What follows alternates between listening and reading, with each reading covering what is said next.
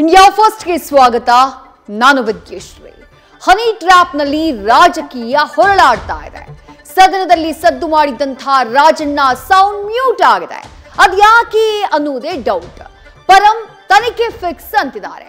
ಕಾಂಗ್ರೆಸ್ಗೆ ಜೇನು ಕಚ್ತಾ ಇದ್ದ ಹಾಗೆ ದಿಢೀರ್ ಸಿಎಂ ನಿವಾಸಕ್ಕೆ ಖರ್ಗೆ ದೌಡಾಯಿಸಿದ್ದಾರೆ. ರಾಜಕೀಯವಾಗಿ ಮುಗಿಸೋಕೆ ಕೆಡ್ಡ ಅಂತ ಸಿಎಂಗೆ ದೂರಿದ್ದಾರೆ. ಹನಿ ಟ್ರ್ಯಾಕ್ ಬದಲಿಸಿ ಹೇಮಾವತಿ ಕೆನಾಲ್ಗೆ ಲಿಂಕ್ ಆಗಿದೆ.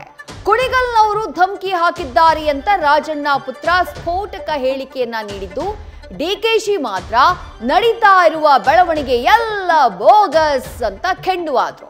ಇತ್ತ ಮಾಗಡಿ ಮಂಜಣ್ಣ 224 ಟ್ರ್ಯಾಪ್ ಬಾಂಬ್ ಹಾಕಿದ್ದಾರೆ. ಮುಸ್ಲಿಮರಿಗೆ 4% ಮೀಸಲಾತಿ ಕದನಕ್ಕೆ ಆರ್ಎಸ್ಎಸ್ ಎಂಟ್ರಿ ಕೊಟ್ಟಿದೆ. ಧರ್ಮಾಧಾರಿತ ಮೀಸಲಾತಿ ಸಂವಿಧಾನದ ಮೂಲ ತತ್ವಕ್ಕೆ ವಿರುದ್ಧ ಅಂತ ಅಪಸ್ವರ ಎತ್ತಿದೆ. ಬಿಜೆಪಿ ಶಾಸಕ ಸಂಸದರಿಗೆ ಸಂಘದಿಂದ ಪಿಎಗಳ ನೇಮಕ ಆಗಿಲ್ಲ, ಆಗಿದ್ರೆ ಏನ್ ತಪ್ಪು ಅಂತ ಪ್ರಶ್ನೆ ಮಾಡಿದೆ. ಈ ಓಲೈಕೆ ವಿರುದ್ಧ ಕಮಲ ಕದನಕ್ಕೆ ಅಣಿಯಾಗ್ತಿದೆ. ಸಹವಾಸ ದೋಷದಿಂದ ಸನ್ಯಾಸಿ ಕೆಟ್ಟನಂತೆ, ಏನೋ ಗಾದೆ. ಕೊಲೆ ಆರೋಪಿಗಳಿಬ್ರು ನಿನ್ನೆ ಶತ್ರು ಸಂಹಾರ ಪೂಜೆಯಲ್ಲಿ ಭಾಗಿಯಾಗಿದ್ದಾರೆ.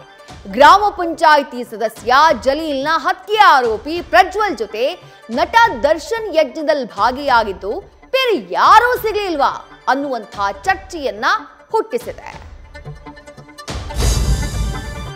ವರಲಕ್ಷ್ಮಿ ದಕ್ಷಿಣ ಸಿನಿರಂಗದ ಚೆಲುವೆ. ಮ್ಯಾಕ್ಸ್ನಲ್ಲಿ ಮಿಂಚಿದ್ದ ಈ ಬಳುಕೋ ಬಳ್ಳಿ ರಿಯಾಲಿಟಿ ಶೋನಲ್ಲಿ ಕಣ್ಣೀರಾಗಿದ್ದಾರೆ. ತಮ್ಮ ಬಾಲ್ಯದ ಕಹಿ ಘಟನೆಯೊಂದನ್ನ ಬಿಚ್ಚಿಟ್ಟಿದ್ದಾರೆ. 5-6 ಜನ ನನ್ನ ಮೇಲೆ ಲೈಂಗಿಕ ದೌರ್ಜನ್ಯ ಎಸಗಿದ್ದಾರೆ ಅಂತ ಹೇಳಿದ್ದಾರೆ. ಕುಟುಂಬದ ನಿಂದನೆ ಸಹ ಮತ್ತಷ್ಟು ಕುಗ್ಗಿಸ್ತು ಅಂತ ಗದ್ಗದಿತರಾಗಿದ್ದಾರೆ. ನ್ಯೂಸ್ ಫಸ್ಟ್ ನಿರ್ಭೀತಿಯಿಂದ ನಿಮ್ಮ ಪರವಾಗಿ.